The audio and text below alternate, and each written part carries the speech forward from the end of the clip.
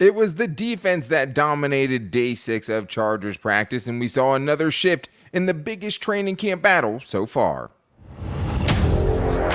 You are Locked On Chargers, your daily podcast on the Los Angeles Chargers, part of the Locked On Podcast Network, your team every day.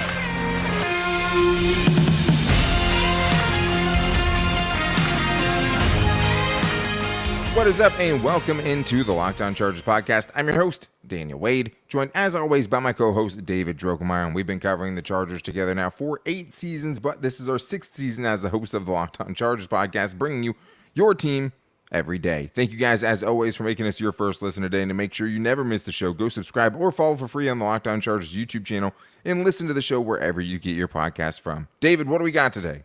Today, we're going to get into day 6 of training camp, and unlike a lot of the rest of the days in training camp, it feels like nobody has really won the day except for day 6, where the defense really dominated. And also from day 6, it really seems to me like the best camp battle by far is definitely Asante Samuel Jr. versus Jaw Taylor for that slot or that star position. And then the kicker battle. We're finally going to get into the kickers. We haven't talked about them enough. We're going to give you an update, and we're going to tell you exactly who's winning that battle right now.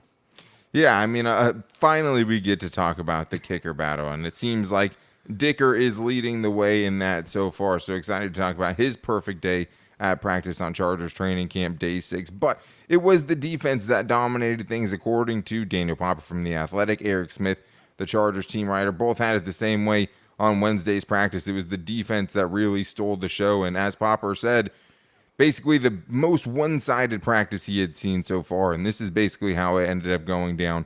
The Chargers had 3 individual periods, or 3 11-on-11 periods. They were moving the ball on one drive with no time constraints. Then they had a red zone drive and also a 2-minute drill.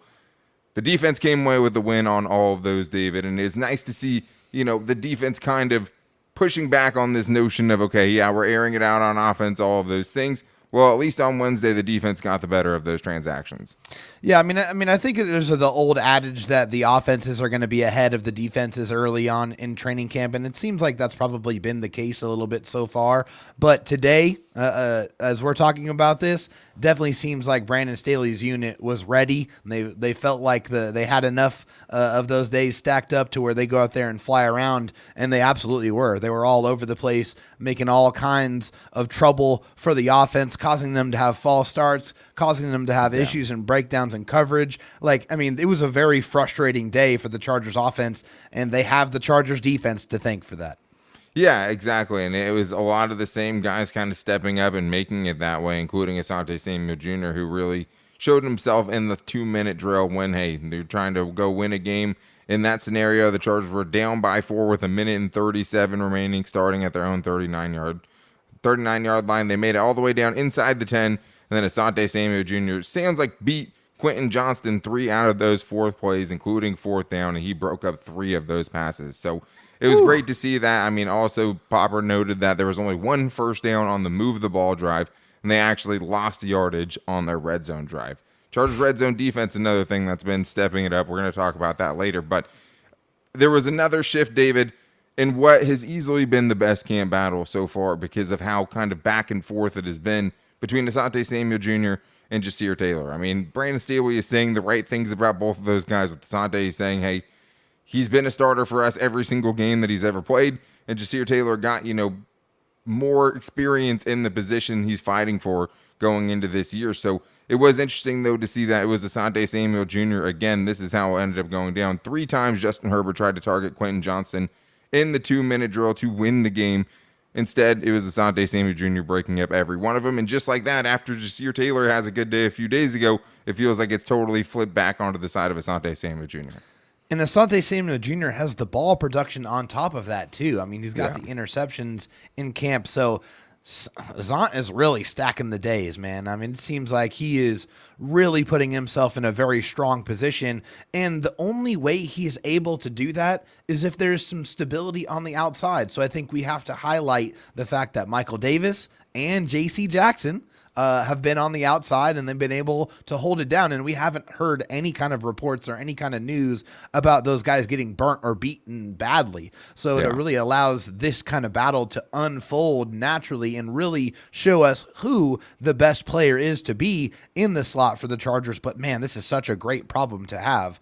I mean, we've been talking about trying to get better depth, and like this is one of those positions where there's definitely a lot of attrition, but also these guys, they get paid a ton of money. So if you're able to find corners, develop corners, and get production out of them, then you got to be very, very excited. So I think you look at this battle as an extreme positive for the Chargers. Yeah, and I mean, we even saw Dean Leonard the other day come up with 5 pass showing out, in the same practice, right? In the same practice that Jasir Taylor kind of had an almost identical sequence to the one we saw from Asante Samuel Jr. on Wednesday. And I mean, shout out to Daniel Popper, who has much more in-depth kind of versions of how these battles broke down on MVP. Wednesday. And him, Eric Smith, all those guys out there willing to report the stuff, especially the ones not open to the public. But hey, I'll be there on Sunday, scrimmage time, and we'll be here for a live show after that. But I think it's been crazy because, I mean, you talk about ball production. I mean, Asante Samuel Jr. before today already had the pick 6 of Justin Herbert. Should have had a second interception in that practice. The next day, which was really Jasir Taylor's day, he also had a pick off Max Duggan in that practice. And then he comes back today with 3 pass breakups on the most important drive of the day, the drive that was symbolic of, you know, winning a game, basically. Yeah. And he went out there and he did it. So I think we did see the Chargers offense have some success in the red zone, but that is slowed down a little bit, and that is something we really want to see them improve on this year with Kellen Moore. Whether we're worried about that or not, we'll get more to later. But, David, this battle itself between Ja Taylor and Asante Samuel Jr., I mean, you had Asante kind of having the first big punch with that pick 6 day, right? That was the first time we're like, okay, there's something here. And then Jasir Taylor comes back and gets 3 red zone stops of his own. And now it's today Asante Samuel Jr. coming back with his own 3 pass breakups. And I mean, it also feels to me like the bigger plays that have been allowed have been on the side of Jasir Taylor. So, I mean, Brandon Staley said it, like, you're going up against this offense, guys are just going to get plays made on them. You saw that with Asante Samuel and so Jr. did Derek Ansley. Like, Derek Ansley was like, hey, like, welcome to the NFL in response to, you know, these plays happening to Jasir Taylor. And it's true. I mean, you're going up against like guys that have been doing it at a high level for a very, very long time in this league. The one thing I was going to ask a question about is I think we feel pretty safe that Asante Samuel Jr. is probably not going to play at all in the preseason. But is Jasir Taylor going to play in the preseason? And is that going to have any impact on this battle and how it goes? I mean, I don't think if Asante Samuel Jr. hasn't locked up the winning spot at that position, I think he's 100% going to play in the preseason. I mean, I think he has to. I mean, how can you not? How can you argue for a guy that's on your bench not playing in the preseason, right? Like, to me, I mean, maybe there's a chance we don't see either of those guys, right? Maybe just because those 4 guys have kind of locked up some sort of important role with this team. But, like, I think we're absolutely probably – I mean, I think we'll probably see both of them.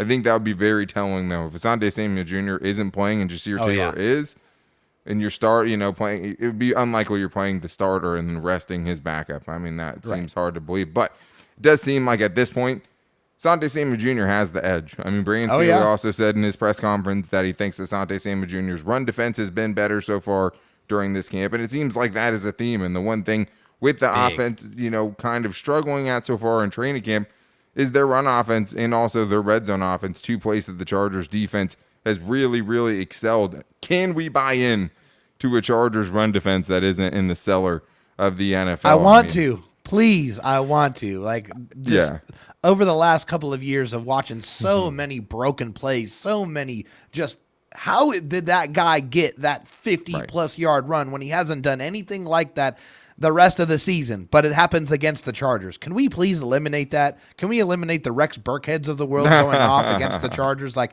let's not let that ever happen again. Hopefully this right here is the stairway to that eventuality. Nah, David's talking about nightmare fuel over there. I was there. It was a real nightmare for me. Andy just had to work out with the Raiders too, so it's like, no, dude, we did not want to see that again. But yeah, I mean, it's huge. And Brandon Staley, breaking news, thinks that the run defense so far, through only 2 padded practice days, because today's was not, or Wednesday's was not a padded practice, but he thinks it's getting better. So does Sebastian Joseph Day. Are we buying into it? We're going to get into that coming up right after this.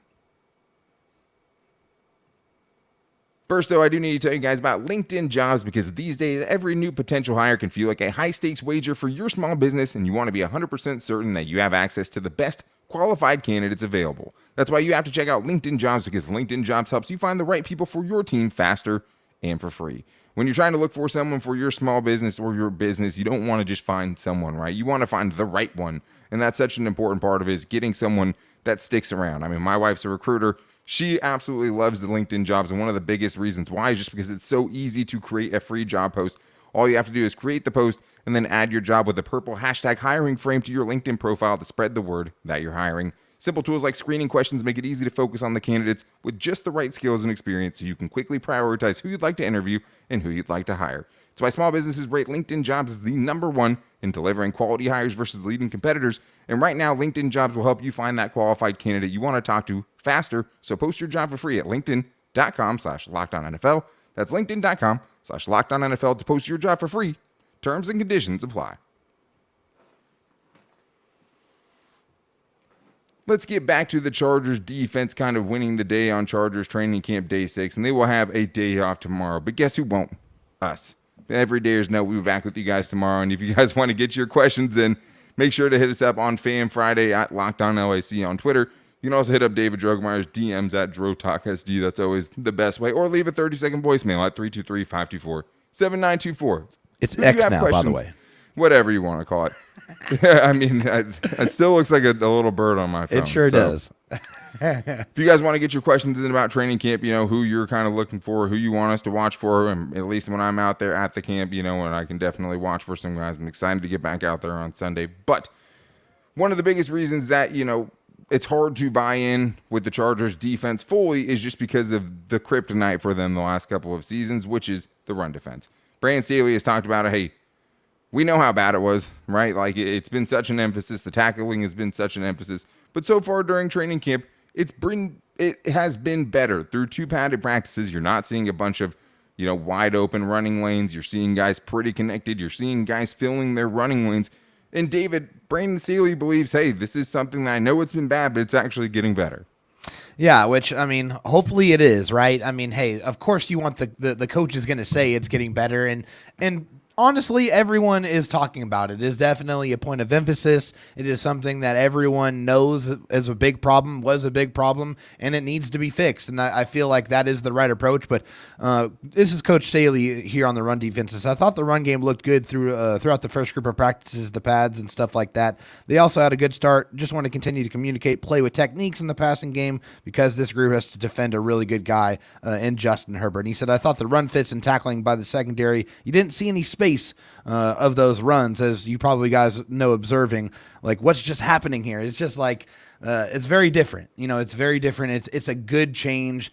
That's definitely been a big problem. Way too much open space, especially on the perimeter for the opposing offenses to really exploit. And, you're seeing, and the coach is telling you that there's not that space this year. We're trying to eliminate that as much as possible. Well, and there's only so much you can tell during these practices, padded or not, because you're not taking dudes down to the ground. Right, of course. And we've seen plenty of guys for the Chargers look like they were making tackles just to not end up making that tackle. Yeah, like, just getting there isn't enough.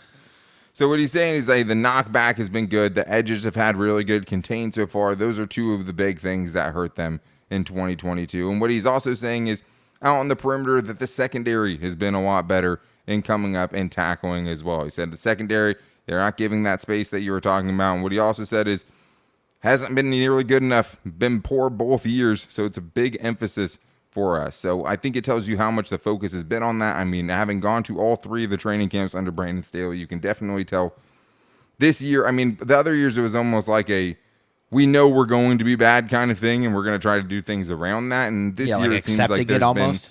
Yeah, we know he likes to play with light boxes and things like that. He loves having, 5+ defensive backs on the field, so some of it's inherent. Roof on the coverage, right? Sure, but this year there's definitely a different kind of focus on it. If that's going to play out, there's only so much you can buy into it right now. But one thing you can tell is, hey, are the guys getting to those spots? Are they closing down the spaces? Are they trying to limit those explosives that absolutely plagued them last year? And Sebastian Joseph Day talked about it too. He said that is the enemy of run defense, space. Closing it down fast, and being able to react fast and play fast, just play rugged. That's what I feel like we're harping on this camp. It's been very physical, very fun. we're getting better. And that's all we want to see, David. A little bit more ruggedness, a little bit more physicality in the running game, right? It's been too soft defensively, especially defending the run. We're trying to see them change that a little bit.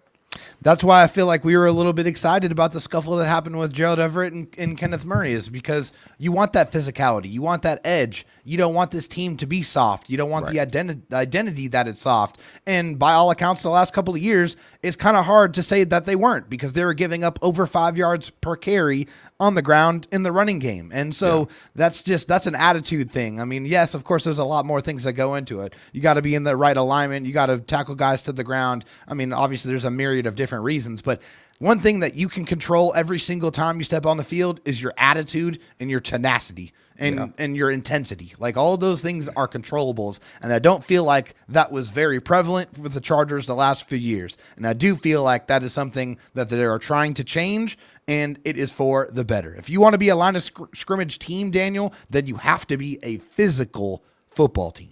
You have to give people a reason to not want to run the ball. And the Chargers defense has not given anyone any reason to not do that. It's been very inviting. Yeah, of course. And like, that's why they've let teams with terrible quarterbacks stay in games with them. That's why you've seen teams with terrible quarterbacks have good passing days against them. It's because the run defense has been so bad that, you know, you're trying to put out little fires in so many different places. But I think you're right when you bring up Kenneth Murray, another guy who we've talked about nonstop during training camp. There's puff pieces every year. You know, there's guys who look good every single year. Everyone keeps bringing up Kenneth Murray. I mean, Daniel Popper in his article today said he had 3 run stops at Wednesday's practice, and I get it. There's no pads on, right? So, like, seems a little bit, you know, hard to believe in, but at the same time, like, just getting to the right place, getting in the right hole is not something that's been a given with Kenneth Murray. Like, so, I mean, for me, it's, even though it's a non-padded practice, like, that's going to be, I mean, just getting to that spot, being able to fill the right holes, knowing where you're supposed to be, getting there in time. These are all things Kenneth Murray has struggled with in the past. And I think you want to talk about preseason. Will Kenneth Murray play in the preseason? Because it's like, I think I'd like to see it. Yeah. I don't think they're going to play him. Like, I know that. And that's what makes me a little upset, a little sad, just because I feel like Kenneth Murray has been gifted a starting role and has been protected a little bit and hasn't really earned it, honestly, in my opinion, just because of his play being uneven. I don't think he's earned the right to go into this camp with no legitimate competition at that spot, which is kind of what he got, right? And same with Olo Higoma to a certain extent too. Like, neither one of those guys has really proven it over an extended period of time. And I think with Kenneth Murray, it's hard to imagine the Chargers' run defense getting a lot better if they're getting 2021 and 2022 versions of Kenneth Murray. It's very, very hard to see with him in the middle of that defense. And players, they all develop and they all come to the dance and they all figure it out at different paces and times in the NFL. And, you know, you talked about it. You asked Eric Kendricks himself. I mean, it took him 3 or 4, 5 or 6 years before he was 100% confident and ready to go with what he was doing out there. Maybe this is the perfect storm situation for Kenneth Murray, where he has time in the NFL, time in the defense, and by far the best running mate that he has ever had playing next to him. I think that is going to help mentor him, help make sure he's in the right place, and maybe he is the guy that can unlock the vast physical gifts that Kenneth Murray brings to the table. I think we can all just hope that is the case. We hope that this is the breakout year, because the Chargers defense, and more specifically the Chargers run defense, can't get to its apex without Kenneth Murray being at his apex. Yeah, and I mean, I don't even need to see apex, right? Like, when I'm talking about improvement in this run defense, like, I mean, obviously I'd like them to do the best that they can do, but, like, you know, top 12, top 15. Oh, no, I've already said it many times. Just league average. Yeah, if you can get it to average, that would just be such a you know, huge breath of fresh air compared to the run defenses we've seen. And he's telling you they see it, they know it as well. And one place that it has really killed them is in the red zone, because if you can't stop the run in the red zone, then why are people going to throw it against you? They're going to have less chances to kind of turn the ball over. But so far, the Chargers' red zone defense has been pretty good, while the Chargers' red zone offense has been struggling a little bit. Are we concerned or super excited? We're going to get into that coming up right after this. I do need to first tell you guys, though, that August is here, and you know what that means. The official start of fantasy football drafting month. Get championship ready for your home league by trying out Best Ball on Underdog Fantasy. All you have to do is one live snake draft, no waivers, no trades, Underdog sets your best lineup for you every week. And I have to tell you, as an avid fantasy player, it is very nice to think about a team with no upkeep. You try to pick the best you can. They're going to do the rest for you the rest of the season. And you don't really have to think about it. And all you have to do is try it out with Underdog's Best Ball Mania tournament right now, which is the largest fantasy football contest of all time. And it's back and even bigger with $15 million of total prizes up for grabs, including an absurd $3 million going to the winner. And last year, the winner was drafting their team in July. So what are you guys waiting for? Visit UnderdogFantasy.com or find them in the App Store to sign up with the promo code LOCKEDON to get your first deposit doubled up to $100.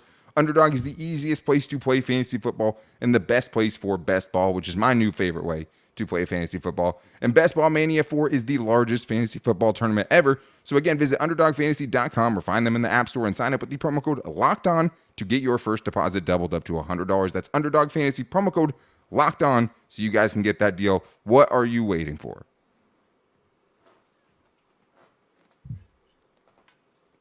All right, well, let's get to the Chargers red zone and what has happened in the training camp the first few days, because this is somewhere where they've had a huge emphasis, and so far, especially at least the last few days, it feels like the Chargers defense getting the better of those transactions. And easier, when you can stop the run, which is what the Chargers have been able to do. But this is kind of what's happened in the red zone for the Chargers defense. I mean, very bend but don't break vibe, I'd say, for this defense so far. You had Jasir Taylor stuffing a red zone attempt on Monday. You had them stopped twice in the red zone on Wednesday. You had Alohi Gilman with a pick in the red zone on Tuesday. I mean, David, this is somewhere where the Chargers defense, at least the last few days, has had a big edge, and that is a big improvement for the defense. It is. And I think that's definitely, on one side of the token, you want to be happy about that. You want to be excited because obviously that's where you need that attitude. Like the bend but don't break, that attitude in the red zone, I'm fine with. I don't like it really anywhere else on the football field, but in the red zone where, you just got to prevent them. I mean, hey, the difference in football games is trading 3s and 6s. If you're able to do that, then a lot of the times you are going to put yourself in a very good position to win football games. So the fact that the Chargers defense is all over it and making it tough, that's what you want. I mean, you want that competition. Obviously, you want the offense to come away with some points and make some plays, but it's still very early on in camp. And this is a part of the Chargers defense that has improved a lot during Brandon Staley's tenure. I mean, at least from year 1 to year 2, they were 27th in touchdown percentage allowed in the red zone in 2021, up to 12th last year, right? A 15-spot jump. Where on offense, it's a little bit different. I'm wondering kind of where your concern is with the Chargers red zone offense struggling, because this is somewhere we thought that Kellen Moore would come in and help the Chargers, because the Cowboys were really good in the red zone during Kellen Moore's time there. And we also thought about, the incorporating of Justin Herbert's legs and some other things maybe we hadn't seen before. The Chargers weren't good in that area last year. I mean, they were 18th in touchdown percent in 2022 after being 5th in 2021. And also they have a basketball team out there throwing, that Justin Herbert has to throw to. So what are your kind of concerns there so far about the Chargers red zone offense? I think you just said it there. I feel like there's way too many weapons with way too much height that you can use to manipulate with a quarterback that can put it anywhere he wants to. So the fact that you're struggling a little bit in the red zone when you have a team that's really set up to have a lot of success offensively in the red zone, that definitely gives me a little bit of pause, just because you have so many guys that you should be able to use as a mismatch to be able to make plays. I mean, there's so many. I mean, Keenan Allen gets open quickly. Mike Williams makes ridiculous catches. Donald Parham's is honestly been a little bit of a disappointment in the red zone for me early on, because it feels like he's allowing other defensive players to outmuscle him and get in better position than him when he needs to use his gigantic frame to wall them off and be able to make those plays. So I think that's probably where my concern sits, is I don't know if the height and the positioning and the physical size is being used to the best of their ability right now in the red zone to be able to capitalize and make those plays. Yeah, I mean, I'm not concerned about it yet. You can't go deep in the, in the red zone, right? You only have so much space to work with, and that seems to be where the big focus for them has been. And in between the 20s, right, when the field's more open, it seems like they've been moving the ball at will for the most part against some corners that are showing you that they're very, very good defensively. So I'm not worried about it.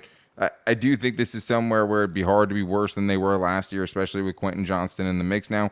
But I do think it'll end up working itself out.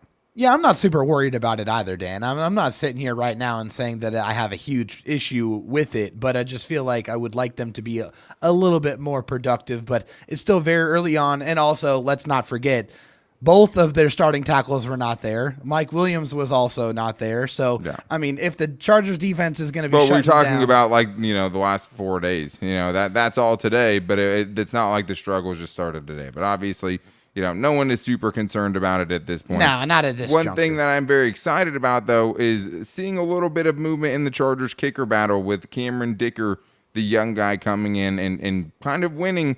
But he's also been the only guy kicking. So it's hard to really hold anything against Dustin Hopkins, who hasn't kicked since the second day of Chargers training camp. But per Eric Smith, the Chargers team writer, Cameron Dicker went 8 for 8 at Wednesday's practice, including hitting from 52, 48, 45, 42, 40, 36, 33, and 29. Love to see Did you just say 2 kicks over 50 yards, Daniel? I mean, I said 1 kick over 50 yards, but that was just today's practice. He also hit from 52 on Monday as well. So, I mean, so far, through all of the training camp practices, he is 22 out of 24, including 2 for 2 on those 50-yard kicks.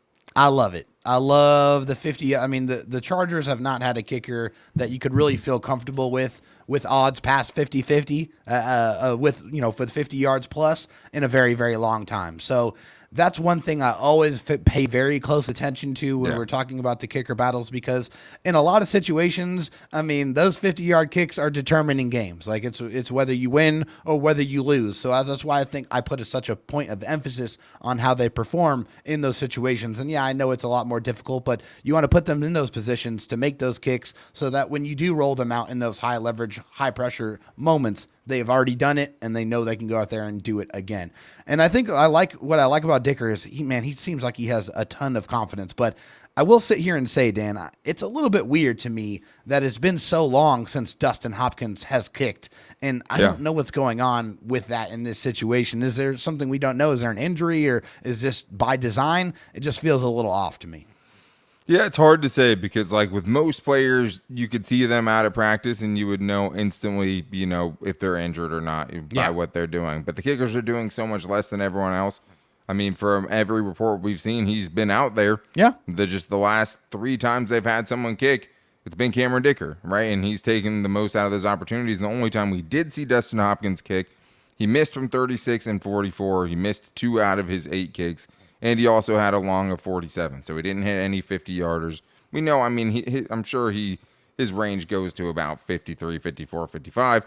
But still, I mean, seeing Cameron Dicker be able to hit a couple 50-yarders, to be consistent, 22 out of 24 after being, 19 out of 20 last year as a rookie, it's just hard to ask for more. So if he's getting way more snaps just because they want him to be the one that has to prove it, I mean, he's doing it. I don't know if that's what's happening, and we don't know if Dustin Hopkins is injured, but what we do know is Cameron Dicker is doing everything he can to win that job. Obviously, Dustin Hopkins, I think the team is going to give him every chance, right? Or at least I thought they were going to give him every chance going into this because he lost his job due to an injury, which is always terrible. Yeah. You never want that to happen. Nah. Still, I mean, it's 6 for 8 versus 22 out of 24. So right now it's hard to say that there isn't just a decided advantage for Cameron Dicker, the year 2 player that came in as an undrafted free agent, hit 2 game-winning kicks for 2 different teams last year in his rookie season, and missed 1 big kick in a playoff game and made another one. So I think a young kid is definitely who has the edge right now, and I'm excited to see it because one thing that can't be overlooked with this team is many places they've struggled. One of the biggest places has been special teams. We finally saw that turnaround in 2022, and it's one of the biggest reasons the Chargers made the playoffs. So can't see a step back in special teams. Want to see that unit continue to thrive under Ryan Ficken, the God. And we'll be back with you guys tomorrow to continue talking about training camp. But it is going to be Fan Mail Friday, so make sure you guys get your questions in on Twitter at LockedOnLAC or X, whatever you want to call it. You can hit me up also at Dan Talk Sports and David Drogemeyer at Dro Talk SD. If you want to leave a 30-second voicemail, you can get on the show that way and actually get your voice on the show if you call into 323-524-7924. But to make sure you guys don't miss any training camp updates because the Chargers are off tomorrow, make sure you're following or subscribing for free on the Locked On Chargers YouTube channel and listening wherever you get your podcast from. We appreciate all your guys' support. 5 years was definitely a whirlwind, and it's crazy that we're still here. But we are the only daily podcast out there for the Chargers, and we continue to bring you guys the best content that we can. So get your questions in and tell us what you want to talk about tomorrow. You can also find us on Instagram at Locked On Chargers and our Locked On Chargers Facebook page. But thank you guys for checking out today's show. Shout out to all the everydayers out there, and we'll be back with you guys tomorrow. Until then, take it easy and go Bolts.